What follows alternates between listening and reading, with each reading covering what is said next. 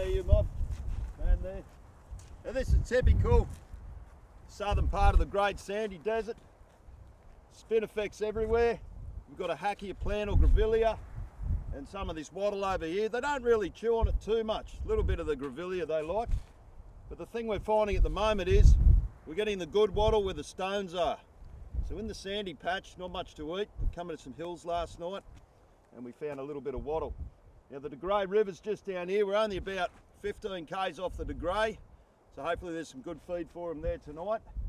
But out in this country, it's so spread and so few and far between camel feeds that you really got to pick it well. Sometimes the camels might have to go with a little bit less food. There's only a little bit to chew on, but if we do find a spot, we'll pull up and give them a day there to fatten up. These can be some of the intense parts of travelling with camels. You're always looking for that right camp for them. If you don't get it, I don't sleep well anyway. I'm much happier when my camels are eating well. But we've got a fair bit of a stretch and we're probably a bit over 100 k's off the coast now. So we've got to get through it. So a few big days, early mornings, get them through. They're going to have a good pick on the other end.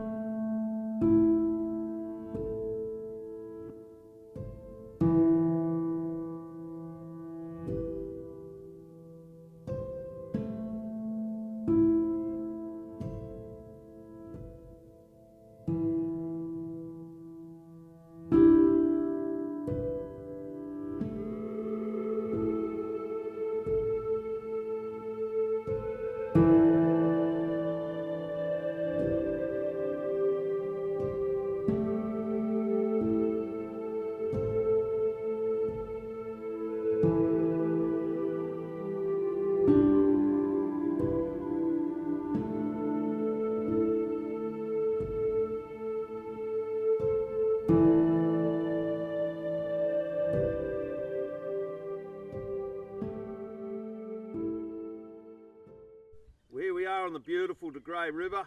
Got a nice camp up there last night. Beautiful oasis, plenty of water in here. And this being that jewel that runs between some pretty harsh country out here of the Spinifex, was our best chance of getting some feed. Now those guys had a feed last night. Feed was okay, it is drying up, but plenty of water. And what we got around here, the big paperbark trees, we've got beautiful gum trees. Even tucked back over behind me here is one of those dragon trees that grow out in the soak areas, out into the Great Sandy Desert. Anyway, beautiful place, good spot to top all our waters up, and now we're heading off. We've got about 84 kilometres until we hit that Great Northern Highway, and then over that, 80 Mile Beach on the coast. Pretty hard to leave a spot like this. Anyway, we're off to the hills and Spinifex. It was pretty funny last night. We're sitting in camp. Lou's making up some bread in the camp oven. Cooking away there. You heard this little bit of a rustle in the bush last night. Lou's bread's attracting pigs. All the pigs coming out of the desert. We had one pretty friendly one last night that come right into camp. Didn't seem to be worried about anything. So that's interesting. Didn't want to leave our gear out last night. We would have been ransacked. A gang of pigs.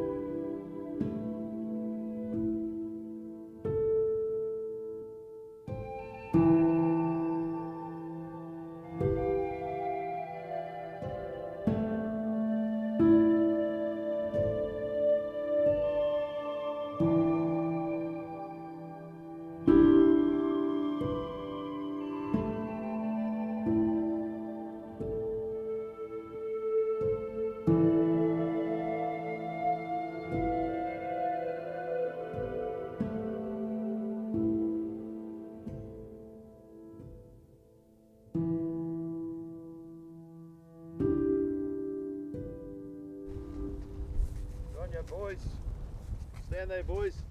There's some beautiful country here. We're just coming through Shay Gap.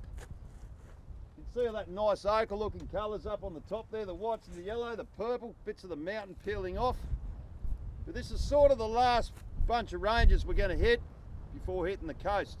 In fact, these will be the last ranges you're going to hit until you get all the way up past Broome and out towards Derby and into that Kimberley country. So hopefully we can find a bit of a patch of feed in here. It's pretty scarce at the moment. You can see even Munji's starting to look at spinifex. Great animal, these ones. They'll sort of eat anything, but there's a little bit of wattle there, but not too much. So we've got to get up over the railway line, find them a patch of feed today. Okay? We'll have a Saturday. Anyway, beautiful spot, Shay Gap. Walk up, boys.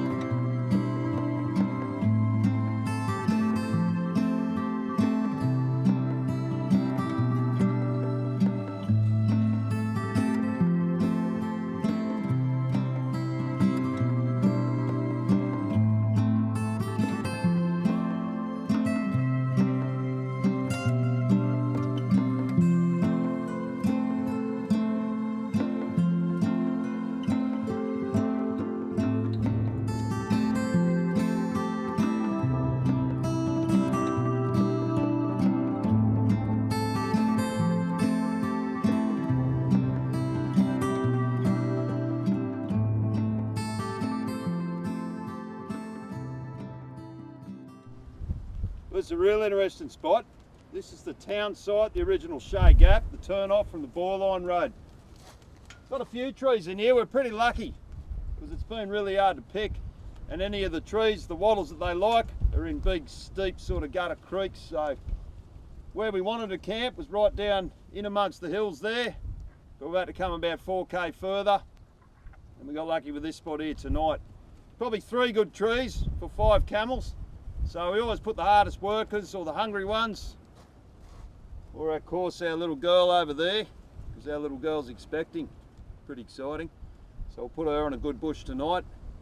And then we've probably got a good 3 days walk until we hit that coast. So looking forward to it. But anyway, the original town site, Shay Gap.